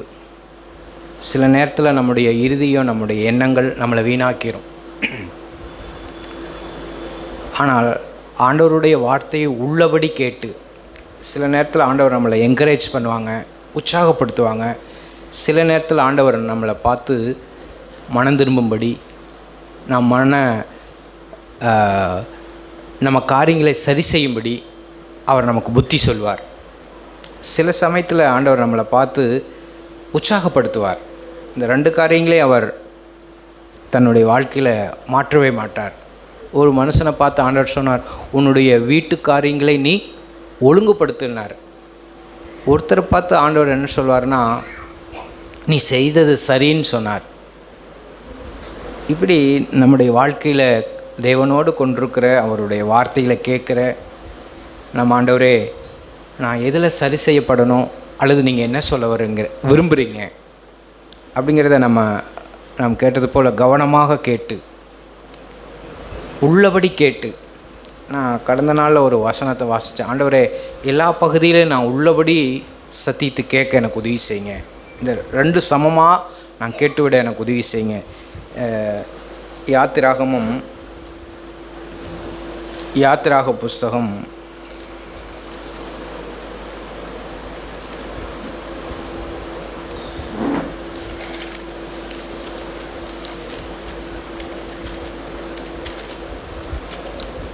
19ஆம் அதிகாரம்.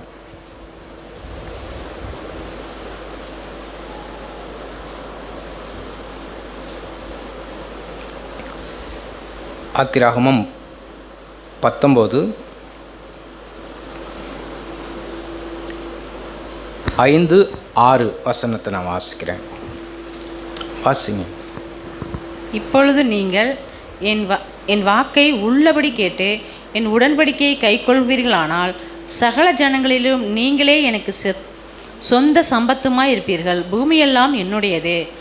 ஆண்டவர் சொல்கிறாங்க, இப்போதும் நீங்கள் என் வாக்கை உள்ளபடி கேட்டு, ஆண்டவருடைய வார்த்தையை உள்ளபடி கேட்டு. ஆண்டவரே, உள்ளபடினா என்ன? நீங்கள் சொல்லியிருக்கீங்க உள்ளபடி கேட்டுன்னா அது என்ன உள்ளபடி? சில நேரத்தில் ஆண்டவர் உள்ளபடி கேட்க சொல்கிறார். உள்ளபடினா நம்முடைய வாழ்க்கையில் அவர் உற்சாகமும் படுத்துவார், அதே சமயத்தில் நம்ம மனம் திரும்பும்படியும் சொல்வார். அதுதான் உள்ளபடி கேட்டு. வார்த்தையில் நமக்கு உற்சாகமோ நமக்கு சாதகமாக வரும்போது அந்த வார்த்தையில் நம்ம எடுத்துக்குவோம். அல்லது நம்மளை பாதிக்கிறபடி வரும்போது அதை என்ன பண்ணுறோமா, அதை நீக்கிடுவோம், அதுக்கு விலகி போயிடுவோம். அப்படி இல்லாமல் தேவனுடைய வார்த்தை இருபுறமும் கருக்குள்ள பட்டயம். ஆண்டவரே, இருபுறமும் கருக்குள்ள பட்டயம். ஆண்டவரே, இது என் வாழ்க்கையை உடைத்து உருமாற்றி என்னை ஊண்ட கட்டிப்புன்னு. ஆண்டவரே, உள்ளபடி கேட்கக்கூடிய என்னுடைய மாம்சத்தில் இருக்கிற கேவலங்களை, பாவங்களை, என் வாழ்க்கையில் இருக்கிற பொக்குத்தன்மையை உள்ளபடி என் ஆவி கேட்குட்டு. ஆண்டவரே, ஏதோ ஒரு ஆசீர்வாதத்தை மட்டும் எனக்கு சாதகமாக வருகிறத மட்டும் நான் கேட்டு நான் வாழ்ந்துட வேண்டாம். ஆண்டவரே, உள்ளபடி கேட்டு என்னை ஒழுங்குபடுத்தக்கூடிய அந்த ஒரு மனுஷனை பார்த்து ஆண்டவர் சொன்ன, உன்னுடைய வீட்டு காரியத்தை நீ ஒழுங்குபடுத்தினார். அது மாதிரி என்னுடைய வீடாகிய இருதயத்தை, என் வாழ்க்கையை, என் குடும்ப ஜீவியத்தை, என் பிள்ளைகளை, என்னுடைய காரியங்களை ஆண்டவரே நான் ஒழுங்குபடுத்த, சீர்படுத்த உள்ளபடி உன் வார்த்தையை கேட்கட்டும். ஆண்டவரே, உள்ளபடி கேட்டு, அங்கே வாசிக்கிறோம், உள்ளபடி கேட்டு என் உடன்படிக்கையை கைக்கொள்வீர்களானால் சகல ஜனங்களிலும் நீங்களே எனக்கு சொந்த சம்பத்தாக இருப்பீர்கள். எவ்வளோ பெரிய பாக்கியமான இடம் ஆண்டவரே! சொந்த சம்பத்து. ஒரு மனுஷனுக்கு திரளான செல்வத்தை விட தன்னுடைய பிள்ளைங்க எவ்வளவு முக்கியமோ அதுபோல் ஆண்டவர் சொல்கிறார், வானமும் பூமியும் சகலமும் அவருடையது. ஆனால் அவர் என்ன சொல்கிறார்னா, நீங்கள் இப்படி உள்ளபடி கேட்டு என்னுடைய வார்த்தை உடன்படிக்கை கைக்கொள்வீர்களானால் சகல ஜனங்களையும் நீங்கள் யாராக இருப்பீங்கன்னா என்னுடைய சொந்த சம்மத்துங்கிறார். அருமையானவர்களே, நம்முடைய வாழ்க்கையில் உள்ளபடி கேட்டு நம் தேவனுக்கு சொந்த ஒரு சம்பத்தாக இருக்கணும். தேவன் நம்முடைய தகப்பன், நாம் அவருடைய பிள்ளைங்க. அவர் நமக்கு சொல்லுகிற வார்த்தையை நாம் கேட்கும்போது அவருக்கு நாம் எப்படி இருக்கிறோம்னா சொந்த சம்பத்து. அது எவ்வளோ பெரிய பாக்கியம்! தேவனுக்கு நம் சம்பத்து. அவருக்கு எவ்வளவோ காரியங்கள் இருந்தாலும் அவர் நம்ம மீது மிகுந்த அக்கறையாக இருக்கிறார். தம் பிள்ளைகள் மீது அவர் மிகுந்த அக்கறையாக இருக்கிறார். ஆனால் நம்ம என்ன செய்யணும்னா சொந்த சம்பத்தாக இருப்பதற்கு உள்ளபடி கேட்டு அந்த வழியில் நாம் நடக்கணும். கை கொள்ளுங்க அப்படிங்கிறார். கை கொள்வீர்களானால், நீங்கள் கை கொள்ளணும், நீங்கள் அதில் நடக்கணும், உடன்படிக்கையில் நிலைத்திருக்கணும். ஆண்டவரே, இதெல்லாம் நான் செய்ய வேண்டியது, பரிசுத்த ஆவியானவர் மூலமாக ஆண்டவரே நான் செய்ய வேண்டியது. உள்ளபடி கேட்டு இப்படி இருக்கும்போது அங்கே சொல்கிறார், நீங்களே எனக்கு ஆசாரிய ராஜ்யமும் பரிசுத்த ஜாதியுமாய் இருப்பீர்கள் என்று நீ இஸ்ரவேல் புத்திரரோடு சொல்ல வேண்டிய வார்த்தைகள் என்றார். ஆண்டவருடைய வார்த்தை என்ன தெரிவிக்கிறார்னா, நீங்கள் யாருன்னா நீங்களே எனக்கு ஆசாரிய ராஜ்யமும் பரிசுத்த ஜாதியாக இருப்பீங்க. பரிசுத்த ஜாதியாக, சுத்தமாக, பரிசுத்தமாக, தேவனுக்கு பயந்து, தேவனுக்கு எல்லா சூழ்நிலையிலையும் நம்ம ஒப்பு கொடுத்து இப்படி இருக்கும்படியே நம்மளை அவர் தமக்கென்று பிரித்தெடுத்து வைத்திருக்கிறார். உள்ளபடி கேட்டு ஏசாயால தான் வாசிக்கிறோம், இந்த மழை பெய்யுதுன்னா என்ன பண்ணணும்னா அந்த பூமியெல்லாம் நனைச்சிருமா, பூமியெல்லாம் நனைச்சிருமா. எல்லா பகுதியிலையும் நினச்சிருமா. அதுபோல் என்னுடைய வார்த்தை இருக்குங்கிறார் ஆண்டவர். அதுபோல் என்னுடைய வாக்கு, வார்த்தை, நியாயப்பிரமாணம், தேவனுடைய நீதி எல்லாமே இருக்குது. அது ஒன்று கூட திரும்பி வராது. மழை பெய்யுதுன்னு வச்சுங்க, பூமியெல்லாம் அது நிறைச்சிருது. அதுபோல் ஆண்டவரே, என்னுடைய பரிசுத்தமுள்ள வார்த்தை ஆண்டவரே என் இருதயத்தை முழுசு நிரப்பிட்டு ஆண்டவரே, நீங்கள் கொடுத்த வார்த்தை ஆண்டவரே அது வெறுமையாக போயிடக்கூடாது ஆண்டவரே. அங்கே வாசிக்கிறோம் ஏசாயா 50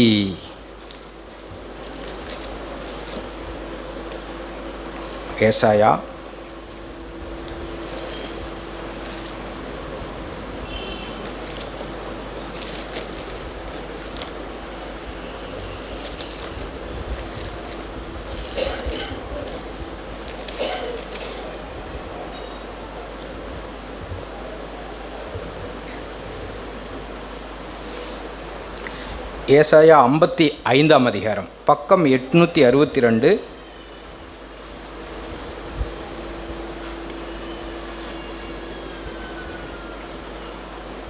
மாரியும் உறைந்த மழையும் வானத்தில், 10வது வசனம் 11. மாரியும் உறைந்த மழையும் வானத்திலிருந்து இறங்கி அவ்விடத்துக்கு திரும்பாமல் பூமியை நனைத்து அதன் முளை கிளப்பி விளையும்படி செய்து விதைக்கிறவனுக்கு விதையையும் புசிக்கிறவனுக்கு ஆகாரத்தையும் கொடுக்கிறது எப்படியோ அப்படியே என் வாயிலிருந்து புறப்படும் வசனமும் இருக்கும்.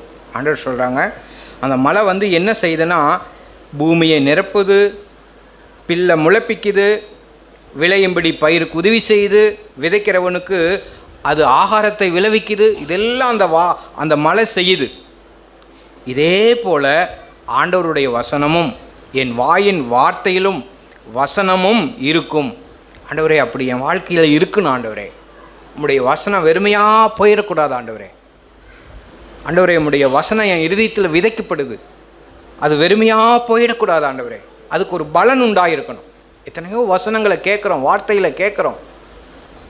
இன்னும் நம்முடைய சபையில் இருக்கிற போதனை தவிர வேறு எந்த சபையிலையும் இப்படிப்பட்ட போதனையே நமது சகோதரர் சாக்புனன் பிரதர் மூலமாக நம்ம கேட்ட சத்தியங்கள் ஏராளம்.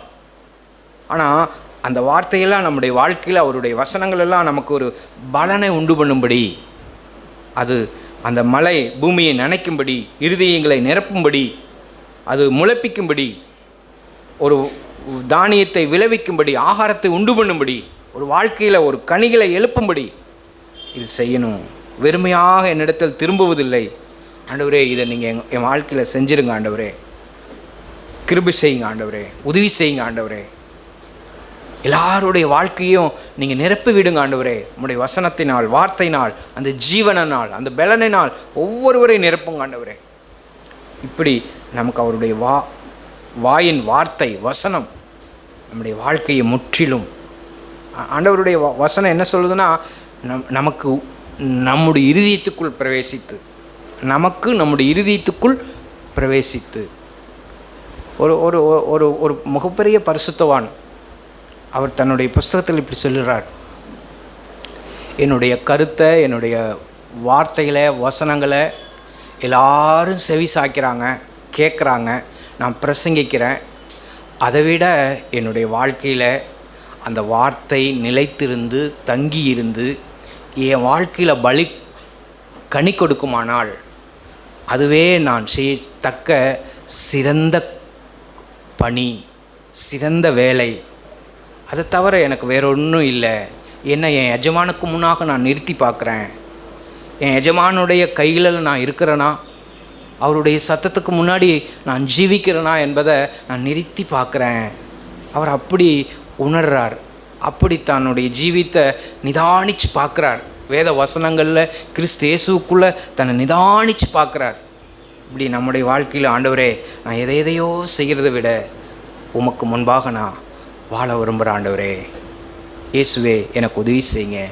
உம்முடைய வார்த்தையும் பரிசுத்த ஆவியானவரும் என் வாழ்க்கையை நிரப்பி விட்டுட்டு ஆண்டவரே எனக்கு உதவி செய்யட்டும். என்னை குறித்துதான சத்தியத்தை, என்னை குறித்துதான என்னுடைய பெருமையை, மனமேட்டுமையை, என்னுடைய பாவத்தை, என்னுடைய பொக்குத்தன்மையை, என்னுடைய ஜீவியத்தில் இருக்கிறதான அசிங்கங்களை, அருவருப்புகளை எனக்கு காண்பிச்சிடுங்க ஆண்டவரே. என்னை குறித்துதான சத்தியம், வசனம், வார்த்தை ஆண்டவரே. இதை நான் காணாதபடி என் செவியை அடைத்து கொள்ளக்கூடாது ஆண்டவரே. காணக்கூடாதபடி என் இருதயம் இருள் அடையக்கூடாது ஆண்டவரே. தேவனை அறிந்திருந்தும் தேவனென்று மகிமைப்படுத்தாமலும் அவளுடைய இருதயம் இருள் அடைந்தது ஆண்டவரே. ஆண்டவரே, அப்படி என் இருதயம் போயிடக்கூடாது ஆண்டவரே. இதற்காக நான் உம்மிடத்தில் மன்றாடுற ஆண்டவரே.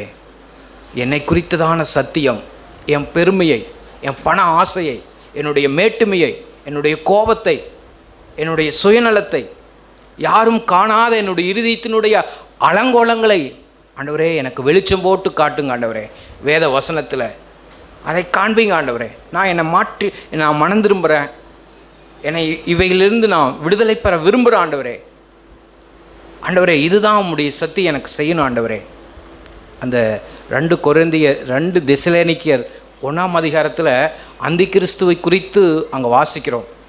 அவனுடைய நிலைமை என்ன ஆகும்னா, அவன் தனக்கு சொல்லப்பட்ட வசனங்களை அவங்க எப்படி எடுத்துக்குவாங்கன்னா, தன்னை குறித்து சொன்ன வசனங்களை அவங்க ஏற்றுக்கொள்ளவே மாட்டாங்களாம்.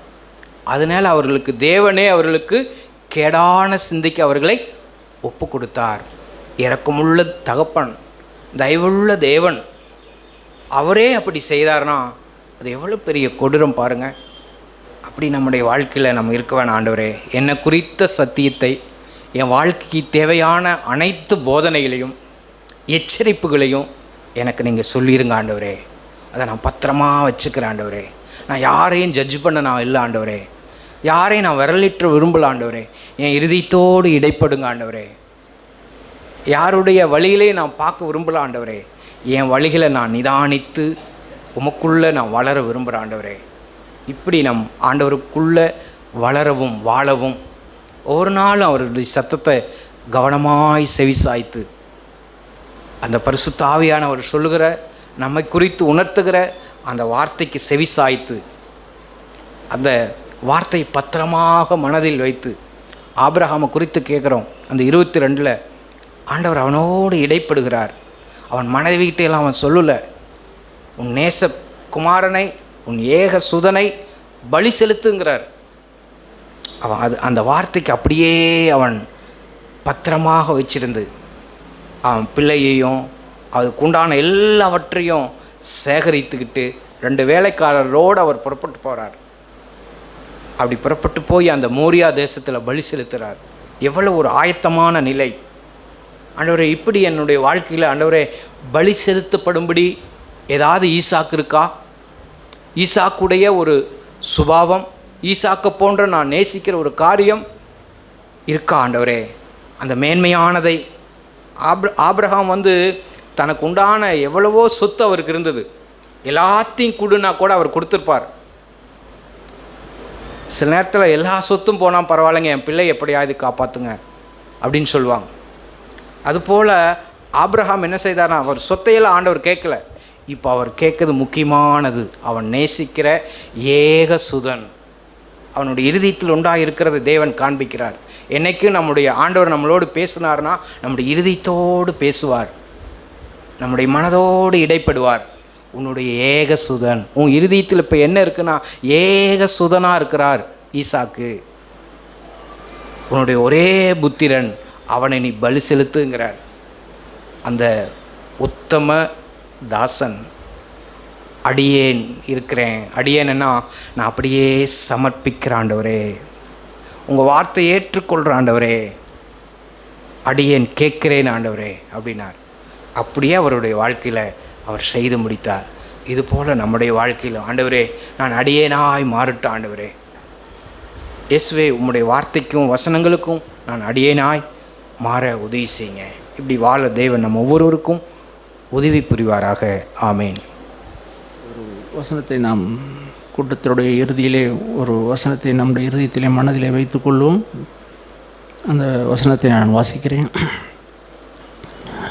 யாத்ராம புஸ்தகம் நான் வாசித்த அந்த மாறாவுடைய தண்ணீர் கீழ் அடுத்த வசனம் 26வது வசனம் ஒரு வசனம். யாத்ராகமம் 15வது அதிகாரம் 26வது வசனம். நீ உன் தேவனாகிய கர்த்தருடைய சத்தத்தை கவனமாய் கேட்டு அவர் பார்வைக்கு செம்மையானவளை செய்து அவருடைய கட்டளைக்கு செவி கொடுத்து அவருடைய நியமங்களை யாவையும் கைக்கொண்டால் நான் எகிப்தியருக்கு வரப்பண்ணின வியாதிகளில் ஒன்றையும் உனக்கு வரப்பண்ணேன். நானே உன் பரிகாரியாகிய, நானே உன் வைத்தியராகிய கர்த்தர் என்றார்.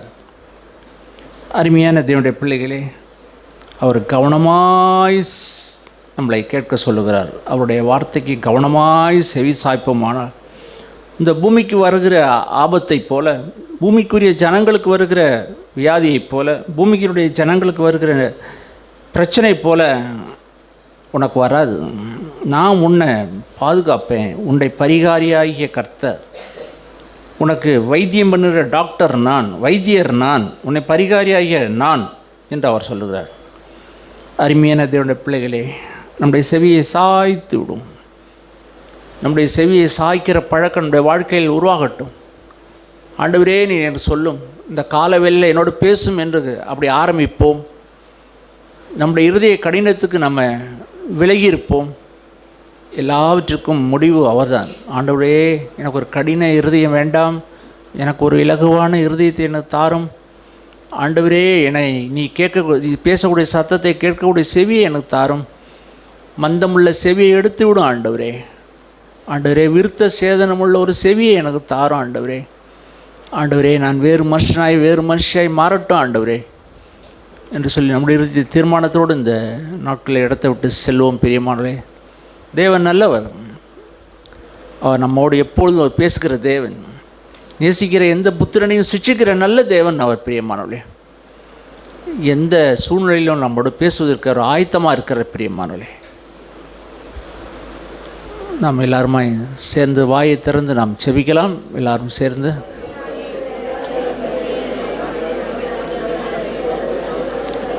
தகப்பனே, நாளிலே நாங்கள் உம்மை துதிக்கிறோம். நாங்கள் வலதுபுறம் இடதுபுறம் சாயும்போதெல்லாம் எங்களோட பேசுகிற கர்த்தர். ஆண்டவரே, கல்லான இருதயத்தை எடுத்து போடும் ஆண்டவரே. ஒரு சதையான இருதயத்தை தாரும் ஆண்டவரே. ஒரு இலகுவான இருதயத்தை எனக்கும் எங்களுக்கும் தாரும் ஆண்டவரே. ஆண்டவரே, எங்களை தாழ்த்துக்கிறோம் எஜமானே. எஜமானே, எங்களை தாழ்த்துக்கிறோம் ஆண்டவரே. எந்த கடின சூழ்நிலையிலும் ஆண்டவரே முறுமுறுப்பு வேண்டாம், குறை சொல்லுதல் வேண்டாம். ஒரு இலகுவான இருதயத்தை எனக்கும் எங்களுக்கும் தருவீராக ஆண்டவரே. நன்றி எஜமானே, எங்களை தாழ்த்துக்கிறோம் எஜமானே. எங்களுடைய இருதயம் ஒருபோதும் கடினப்பட வேண்டாம். உங்களுடைய வார்த்தைகளுக்கு அப்படியே அடிபணியக்கூடிய இருதயத்தை எனக்கும் எங்களுக்கு தாங்க. நாளில் சபை கூடி வந்த பிள்ளைகள் ஒவ்வொருவரையும் நாளில் நாங்கள் ஆசீர்வதிக்கிறோம். நாங்கள் அனாதை இல்லையே, எங்களை பரலோகத்தில் ஒரு தகப்பன் உண்டே. எங்களை உள்ளங்கையில் வரைந்து வைத்திருக்கிறீர். உம்முடைய கண்ணின் மணியாய் நாங்கள் இருக்கிறோமே. எங்களை சுற்றிலும் அக்னி மதலாய் இருக்கிறீரே. உமக்கு நாங்கள் மகிமையும் கனத்தையும் செலுத்துகிறோம் ஆண்டவரே. நன்றி, நன்றி எஜமானே, நன்றி. நாளில் மகள் கவிதாவுக்காக செபிக்கிறோம். இன்னும் பலவீனமாக இருக்கிற சகோதரிமார்களுக்காக செபிக்கிறோம். வயதான சகோதரிமார்களுக்காய், தேவையோடு இருக்கிறவர்களுக்காக செபிக்கிறோம். வியாதியோடு இருக்கிறவர்களுக்காக செபிக்கிறோம். எஜமானே, உம்முடைய ஆணி பாய்ந்த கரத்தை ஒவ்வொருடைய சிரசில் வைப்பீராக. உம்முடைய விசேஷ நாமத்தாலே ஆசீர்வதிக்கிறோம் நல்ல பிதாவே. ஆமீன், ஆமீன், ஆமீன். சாப்பாட்டுக்காக ஒரு நிமிஷம் செபிக்கலாம். நம்முடைய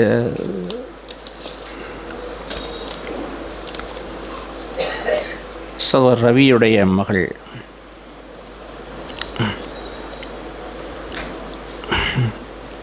மாலினி வீடு கட்டியிருக்காங்க. மாலினியும் நவீன்ராஜும் அதுக்கு பத்திரிகை கொடுத்துருக்காங்க. கிறிஸ்தவ ஆண்டு ஆடி மாதம் 16ஆம் நாள் ஆகஸ்ட் 1ஆம் தேதி 1/8/2026 சனிக்கிழமை காலை 9:30 மணிக்கு மேல் 10:30 மணிக்குள் நன்னிலம் தாலுக்கா பாவட்டக்குடி மெயின் ரோட்டில் தேவனுடைய பெரிதான கிருபையால் கட்டப்பட்டுள்ள புதிதான இல்லம், புதிய இல்ல புகுவிழா. அதனை தொடர்ந்து எங்களது செல்வ குழந்தைகளான ஆலின், என் ஆனி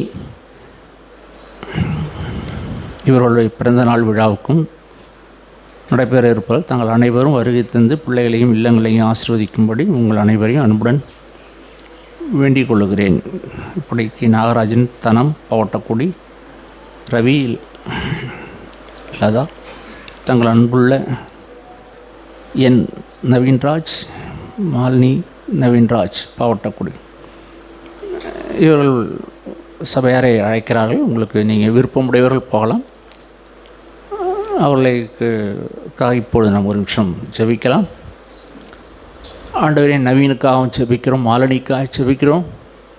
மையாலையும் இந்த கோணலும் மாறுபாடுமான இந்த சந்ததியார் நடுவிலே இவர்கள் உமக்கு பயந்து வாழணுமே, உம்மை சேவிக்கணுமே, உம்முடைய சத்தத்தை கவனமாய் இவர்கள் கேட்கணுமே. என் எஜமானே, நாங்கள் ஆசீர்வதிக்கிறோம். இந்த நாள் கொடுத்துருக்க எங்கள் ஆகாரத்துக்காய் நன்றி. நாங்கள் உண்டு உமக்கென்று வாழணுமே. ஆகாரத்துக்காய் பிரயாசப்பட்ட எங்கள் சகோதர சகோதரிமார்களுக்காய் ஜெபிக்கிறோம். நன்றி எஜமானே, நன்றி. இயேசு கிறிஸ்து மூலம் ஜெபிக்கிறோம் நல்ல பிதாவே. ஆமென், ஆமென், ஆமென்.